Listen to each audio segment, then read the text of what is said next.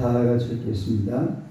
또 천사가 내게 말하되 내가 본 바 음녀가 앉아있는 물은 백성과 무리와 열국과 방언들이라. 내가 본 바 이 열불과 짐승은 음녀를 위하여 망하게 하고 벌거벗게 하고 그의 살을 먹고 불로 아주 살리라. 이는 하나님이 자기 뜻대로 할 마음을 그들에게 주사 하는 뜻을 이루게 하시고 그들의 나라를 그 짐승에게 주게 하시되 하나님의 말씀이 응하기까지 하시니라. 또 내가 본 그 여자는 땅의 왕들을 다스리는 큰 성이라 하더라. 아멘. 할렐루야. 인사하겠습니다. 오늘도 참으로 좋은 날입니다. 오늘과 주로 있습니다. 할렐루야. 오늘의 말씀으로 음녀의 멸망이라는 제목으로 함께 은혜를 나누고자 합니다. 따라합시다. 음녀의 멸망. 우리가 이 요한계시록 17장을 보면 1절은 음녀의 이 죄행 이런 것에 대해서 말씀을 하고 있고 3절에서 6절에 보면 음녀의 모습에 대해서 설명을 하고 있습니다. 그 다음에 7절에서 14절에 보면 음녀가 탄 짐승의 비밀에 대해서 쭉 얘기를 해주고 있죠. 오늘 이 본문 15절에서 18절에는 음녀의 멸망에 대해서 말씀을 하고 있어요. 따라서 음녀의 멸망. 그러니까 지금까지는 이 음녀의 죄된 모습과 또 그 배후에 대해서 쭉 설명을 해 주었는데 이것은 음녀에 대한 그런 경계를 위한 계시라기보다는 음녀가 멸망하게 된 이유를 설명하라는 거죠. 멸망하게 된 이유. 우리가 1절을 한번 봅시다. 1절. 17장 1절. 1절 한번 읽어봐요. 시작. 또 7 대접을 가진 7 천사 중 하나가 와서 내게 말하여 이르되 이리 오라. 많은 물 위에 앉은 큰 음녀가 받을 심판을 내게 보이리라. 많은 물 위에 앉은 큰 음녀가 받을 심판을 내게 보이리라. 그러니까 이 17장은 사실은 음녀의 멸망하는 것이 주 내용인 것을 알 수가 있습니다. 이 음녀는 역사적으로 보면 바벨론이나 또 로마나 이런 것을 말하는데 궁극적으로는 이 지구상에 있는 모든 그런 나라들을 말하는 거죠. 18절을 한번 보겠습니다. 18절 한번 볼까요? 시작. 또 내가 본 그 여자는 땅의 왕들을 다스리는 큰 성이라 하더라. 그러니까 땅의 왕들을 다스리는 큰 성. 다시 말하자면 종말론적으로 보면 인본주의 문명과 문화를 가진 저 그리스도의 도시나 이런 나라 이런 것들을 총칭하는 그런 말씀이 되겠습니다. 첫째로 음녀는 많은 물 위에 앉은 자라 그랬습니다. 물 위에 앉은 자. 15절을 한번 보겠습니다. 15절 한번 읽어봐요. 시작. 또 천사가 내게 말하되 내가 본 바 음녀가 앉아있는 물은 백성과 무리와 열국과 방언들이라. 그러니까 음녀가 어디에 앉아있다고 그랬어요? 많은 물 위에 음녀가 앉아있는 물이라고 했잖아요. 근데 이 물이 뭐냐면 바로 백성과 무리와 열국과 방언들이라. 그러니까 온 세계 그 만민들 그 위에 앉아있는 그런 음녀인 것을 알 수가 있는데 바로 역사적으로 보면 바벨론이나 또 로마나 오늘날 이런 문명의 세계 이런 모든 것들을 얘기해서 그러니까 아주 풍성한 이런 세상을 말하는 거죠. 그 위에 백성들 위에 앉아서 군림하는 이런 모든 권세 이런 것을 얘기를 하고 있는 것을 보게 되는 것입니다. 종말에 일어날 세속 도시도 마찬가지예요. 그야말로 이 제국의 초강국의 힘을 얻어서 전 세계를 지배하는 그런 것을 얘기하는 것을 알 수가 있고요. 또 전 세계에 문화적인 영향을 끼치고 또 전 세계로부터 숭배를 받는 이런 모습을 충분히 한번 생각을 해볼 수가 있습니다. 그러니까 이 음녀는 그야말로 온 세상에 어떤 이 숭배를 받고 있는 그런 존재임을 알 수가 있어요. 그 다음에 두 번째는 음녀는 열풀 달린 짐승에 의해서 멸망당합니다.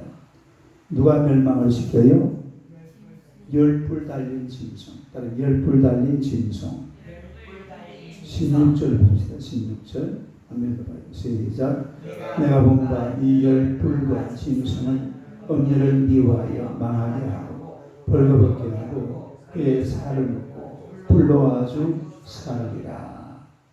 이 음녀는 열풀 달린 짐승에 의해 미움을 받아가지고 공경을 당하게 되고 결국은 약탈당하고 또 이 열풀 달린 짐승으로 말미암아 아주 망하게 되는 그런 것을 보게 됩니다.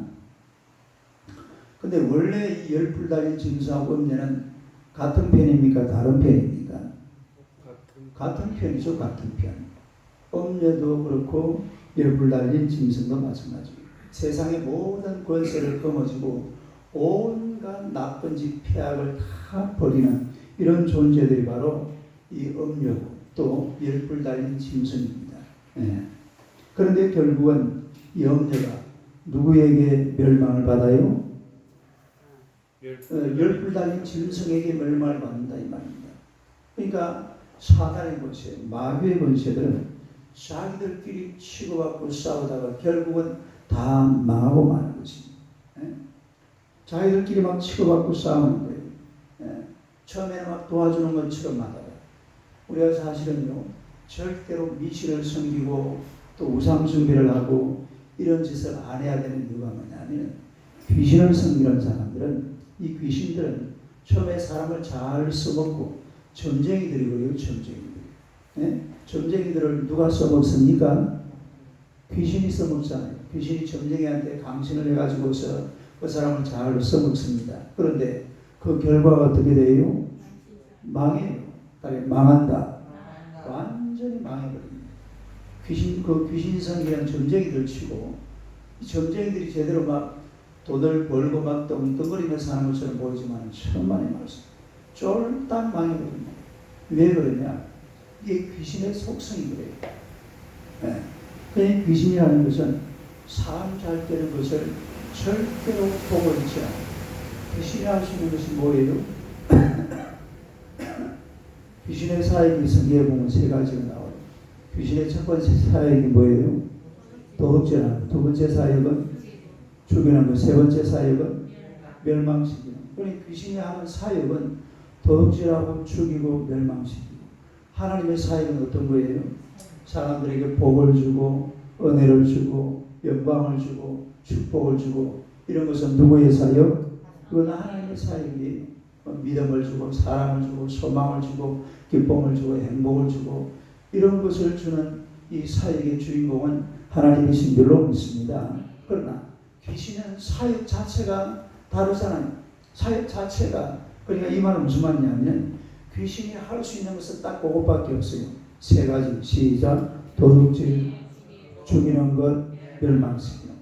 이것밖에는 할 수 있는 게 없기 때문에 아무리 자기 편으로 잘 들었어도 나중에 결국은 그 사람조차도 죽이고 도둑질하고 멸망시켜버린다 이 말입니다. 자기들끼리 막 치고받고 싸우는 거예요. 정말 내가 의문스러운 게 이슬람을 보면 그런 게 있잖아요.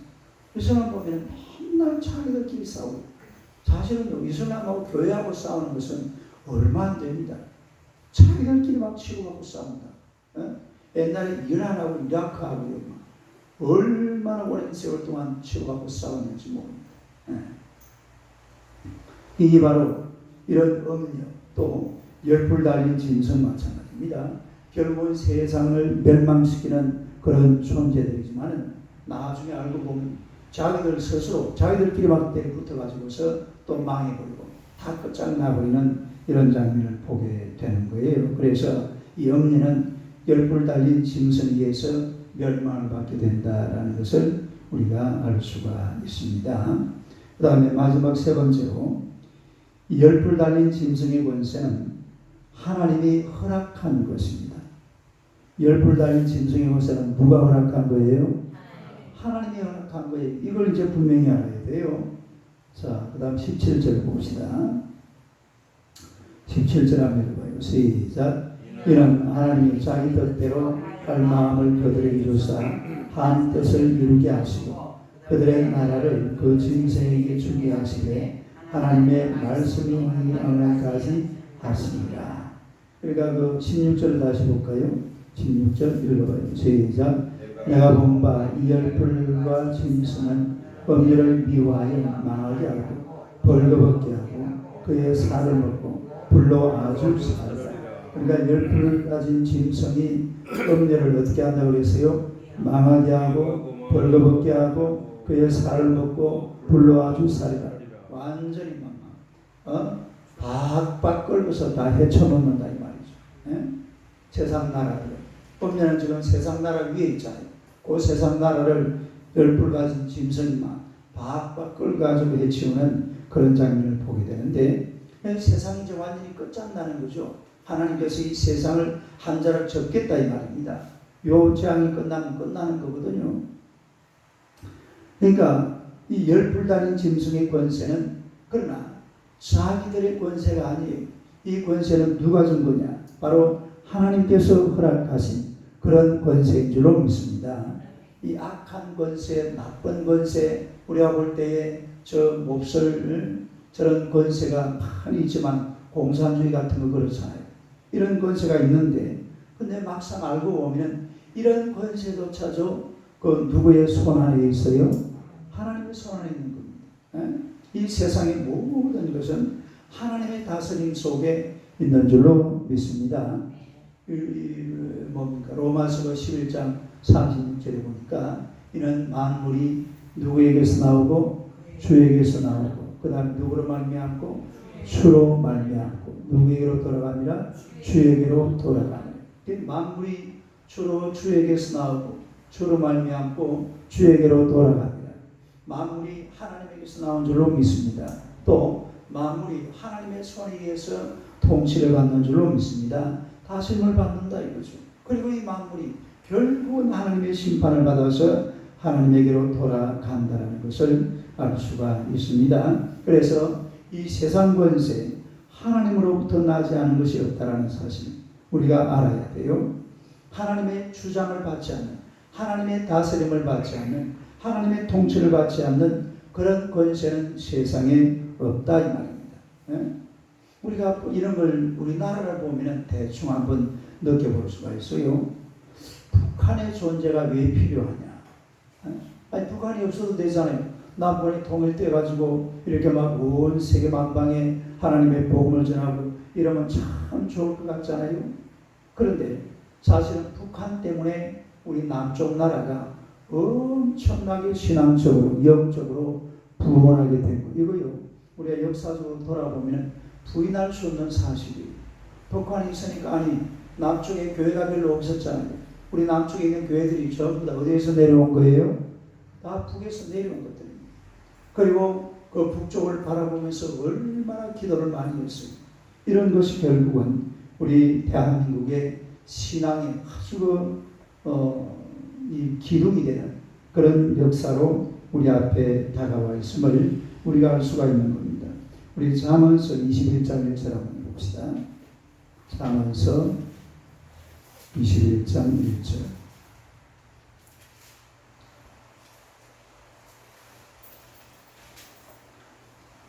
잠언서 21장 1절 한번 읽어보겠습니다. 시작. 왕의 마음이 여호와의 손에 있으니 마치 보물과 같아서 그가 임의로 인도하시느니라. 왕의 마음이 누구의 손에 있다고요? 여호와 하나님의 손에 있다. 이것이 마치 보물 같아서 그가 임의로 인도하. 보물이라는 게 그렇잖아요. 보물이라는 것은 사람이 이렇게 물을 빼기도 하고 또 가두기도 하고 그 외에 저수지 같은 거 보면은 이 수문이 있습니다. 수문. 다리에 수문. 수문을 열면 어떻게 돼요? 물이 열리죠. 와, 제가 옛날에 어렸을 때에 그 저수지 올라가면 이게 수문이 이렇게 저 위에 보면 쇠가 이렇게 나와 있어요. 저수지 저 안에 들어가면 쇠가 나와 있길래 그게 신기해가지고 그게 이제 수문인 줄 몰랐죠.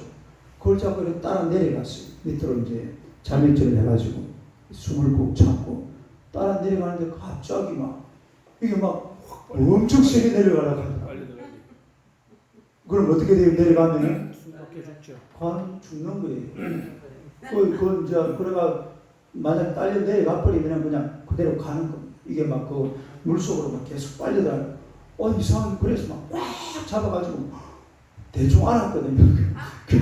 그게 문이라는 걸 대충 알았기 때문에 꽉 잡고 안 올라가시더라고 이게. 그래도 오늘 살아 있습니다. 진짜 그때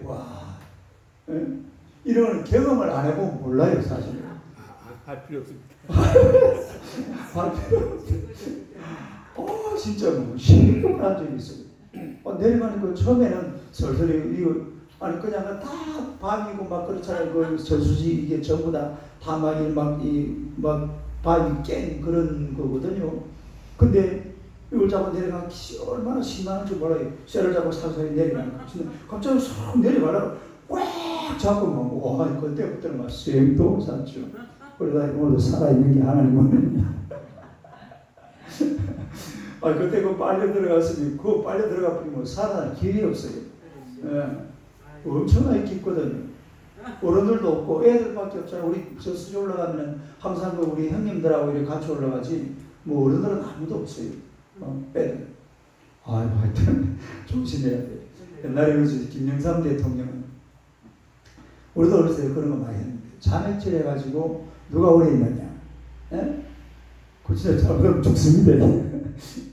근데 이거 김영삼이라는 이해는 딱 들어갔다 그러면 안 나온다 그러잖아요. 아주 독한 놈들이. 우리는 그렇게까지는 안 했지만 하여튼 어렸을 때 그런 장난질을 많이 하는데 아무튼 이 세상에 이런 모든 권세는 바로 누구의 손에 있는 거라고요? 하나님의 손에 있는 하나님의 손.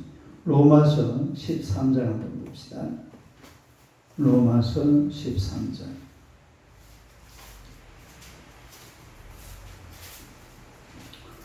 로마서 13장 1절 2절 보겠습니다. 1절 2절 한번 읽어봐요. 시작. 각 사람은 위에 있는 권세들에게 복종하라. 권세는 하나님으로부터 나지 않으면 모든 권세는 하나님께서 정하신다. 그러므로 권세는 하나님의 명을 거스르니 권세 자들은 심판을 자취하리라. 그러니까 각 사람은 위에 있는 권세들에게 뭐하라? 복종하라. 권세는 어디에서 나왔다고요? 하나님으로부터 나지 않음이 없다. 그래서 모든 권세는 하나님께서 정하신 것이라고 했습니다. 그래서 하나님이 주신 권세는 그 권세 앞에 복종하고 순종하고 하는 것이 성경적이라는 것을 우리에게 가르쳐주고 있습니다. 그래서 이 모든 다시 말해서 열불 달린 짐승의 권세도 알고 보면은 세상을 박해하고 세상을 핍박하고 이렇게 하지만은 결국 알고 보면은 그 권세도 누가 준 권세라고요? 하나님이 준 권세. 옛날에 이스라엘도 그랬잖아요. 말이야 이스라엘은 하나님을 잘 섬기고 예루살렘 성전에서 예배도 드리고 하나님께 영광을 돌리는데 나라는 얼마만해요? 나라는 코딱지만 하다. 나라는 코딱지만 하고 그리고 국력은 어때요? 국력은 완전히 밑바닥입니다. 그런데 주변에 보니까 아수르, 바벨론, 메데, 바사, 헬라, 로마, 바벨론 이런 거 보니까 키가 그래가지고 하박국 같은 데 보세요. 하박국 선자가 하박국 내용이 뭐예요? 하박국서 읽어보면 이거예요. 간단해요. 하나님, 왜 우리는 하나님 섬기는데 우리는 용의 없는 꼴로 살고, 하나님 한 성경은 저 바벨론 저놈들은 말이야 왜 저렇게 잘 사나요? 이거 따지는 거예요. 그러니까 그게 하나님께서 하박국 2장 4절에서 답을 내렸습니다. 뭐라고 답을 했죠? 시작. 오직 의인은 믿음으로 말미암아 사요. 너 그러고 너무 신경 쓰지 마. 의인은 뭐로 말미암아 산다? 믿음으로. 그 나중에 이것저것 따져보면요. 바벨론이 왜 그렇게 강대국으로 존재하는 이유가 있습니다. 이스라엘의 영성을 깨우치기 위해서. 뭘 깨우치기 위해서? 이스라엘의 영성을 깨우치기. 중국이 우리나라 옆에요. 거대한 중국 인구가 몇 명이에요? 13억, 15억이나 되는 어마어마한 인구가 있는 또 우리 밑에는 막 엄청난 경제력을 가진 일본 이런 나라들인데 그 나라들이 왜 있는지 아세요? 대한민국의 영성을 깨우치기 위해서 존재하는 거예요. 할렐루야. 누가 뭐라 해도 우리는 그렇게 생각해야 돼요. 일본이야 뭐 자기들끼리 또 생각하는 바가 있겠죠. 또 뭐 중국도 마찬가지. 그러나 성경적으로 보면 왜 우리 이 조그마한 코딱지만한 대한민국 옆에 말이야 이 엄청난 강대국 중국 있고 일본 있고 저 이쪽으로 러시아가 있고 북한이 있고 이 도대체 뭐냐? 이유는 간단합니다. 우리 대한민국에 살고 있는 하나님을 섬기는 하나님의 백성들의 영성을 깨우기 위해서 중국이 존재하고 일본이 존재하고 바벨론이 존재하고 미국이 존재하고 할렐루야 믿으시기를 축원합니다. 이게 바로 영적인 해석입니다. 세상을 바라보는 이게 영성을 가진 눈의 모습이 바로 그렇다 이 말이죠. 그래서 우리 하나님은 하나님의 뜻을 이루기 위해서 세상을 존재하게 하시는 줄로 믿습니다. 권세자들이 권세를 누리게 하시려고 그 권세를 주신 게 아니라 하나님의 뜻을 이루시기 위해서 우리 하나님은 이런 권세로 허락하셨다는 사실 믿으시기를 축원합니다. 우리가 이 가리우다처럼 자기 욕심을 위해서 채우기 위해서 그렇게 살면 안 돼요. 우리가 살아가는 이유, 살아가는 목적은 오직 하나, 하나님의 뜻을 이루기 위해서. 시작. 하나님의 뜻을 이루기 위해서. 사단과 마귀도 뭘 위해서 살아가고 있습니까? 하나님의 뜻을 이루기 위해서. 우리가 욥기서에 보니까 나오잖아요. 사단이 함부로 욥을 건드릴 수 있습니까? 없습니까? 함부로 못 건드려요. 누구한테 허락받아야 돼? 하나님의 허락받고 욥을 건드립니다. 사단도 사실은 알고 보면 하나님의 뜻을 이루기 위해서 존재하고 있다는 것을 우리가 알 수가 있습니다. 그래서 이 세상의 모든 것은 하나님의 뜻을 이루기 위해서 존재하는 사실 믿으시기를 축원합니다. 엄연한 반드시 망합니다. 사단적이고 세속적이고 또 정욕적인 문명사회는 반드시 망해요. 그리고 이 망하는 것을 뒤에서 이 조종하고 주도하던 이 사단의 권세, 열불 달린 짐승의 권세도 결국은 망하게 된다라는 것입니다. 이 세상 문명은 나중에는 세상 권세에 의해서 멸망한다 이 말입니다. 그래서 세상의 문명이 아무리 위대하고 화려해도 거기 취하지 말고 하나님의 뜻을 이루기 위해서 살고 하나님께 영광 돌리기 위해서 살아가는 그런 성도들이 되시기를 주님의 이름으로 축원합니다. 기도하겠습니다. 하나님 우리 아버지 은혜를 감사합니다. 하나님의 백성들을 우리 하나님이 사랑하시고 날마다 주의 사랑과 은혜와 권능으로 인도하심을 진심으로 감사합니다. 세상 문명, 세상 권세, 때로는 하나님을 거역하고 하나님을 배반하고 또 하나님을 섬기는 하나님의 백성들을 박해하고 비판하지만 이 세상의 모든 것들이 하나님의 손 안에 있는 줄로 믿습니다. 결국은 하나님의 다스림을 받게 되고 하나님의 그 뜻을 거스릴 수 없는 것이 세상 문화요, 세상 문명이요, 세상의 모든 권세인 줄로 믿습니다. 우리가 이 땅을 살아가는 동안에 하나님의 권세를 의지하고 하나님의 능력을 의지하고 하나님의 뜻을 이루기 위해 살아가는 하나님의 백성들이 되게 하여 주옵소서. 오늘 우리의 하나님의 권세, 하나님의 능력은 하나님의 뜻으로 우리 앞에 다가와 있는 줄로 믿습니다. 아직까지도 예수님을 모르는 자들이 우리 주변에 얼마나 많이 살고 있습니까? 이들에게 복음을 전하는 것이 하나님의 뜻인 줄로 믿습니다. 하나님의 권세자들이 정말로 복음을 전하는데 자신들이 쓰임받는다는 사실을 분명히 알고 복음을 전하는 데 힘쓰고 예서는 주의 백성들 되게 하여 주시옵소서. 오늘 하나님의 성기수리와 동행하시고 주님의 거룩한 나라와 하나님의 영광을 위해서 아름답고 귀하게 쓰임받도록 주님께서 내베풀어 주시기를 간절히 빌고 원하옵나이다. 오 살아계신 만군의 주 여호와여, 우리 하나님이여 김보양 집사님을 하나님 축복하여 주옵소서. 하나님의 늘 건강도 하나님 지켜주시기 원합니다. 또 이제 10월달에 하나님의 노예 끝나면은 장로 장이식해야 될 텐데 하나님의 성령께서 은혜와 권능으로 역사하여 주옵소서. 건강 회복시켜 주실 줄로 믿습니다. 우리 하나님 또한 가정의 재정적인 문제도 하나님께서 책임지시고 집의 문제 또 아버지 하나님 두가 문제 하나님의 성령께서 놀라운 은혜를 베풀어 주셔서 하나님의 권세와 능력의 편팔로 붙드시며 주님께서 인도하여 주시옵소서. 또 우리 강보 임사님을 축복하시고 아버지 하나님 여러 가지 모든 문제들을 하나님이 다 해결하시며 하나님의 권세와 능력의 편팔로 인도하여 주시옵소서. 또 이제 사랑하는 남편 우리 김동환 집사 하나님의 귀한 젊은 부부가 하나님 앞에 귀하게 쓰임받도록 늘 하나님이 지켜주시며 인도해 주시기 원합니다. 주의 나라와 주의 영광을 위해서 어디에서나 아름답고 귀하게 쓰임받기에 조금도 부족함이 없도록 주님께서 역사하여 주시옵소서.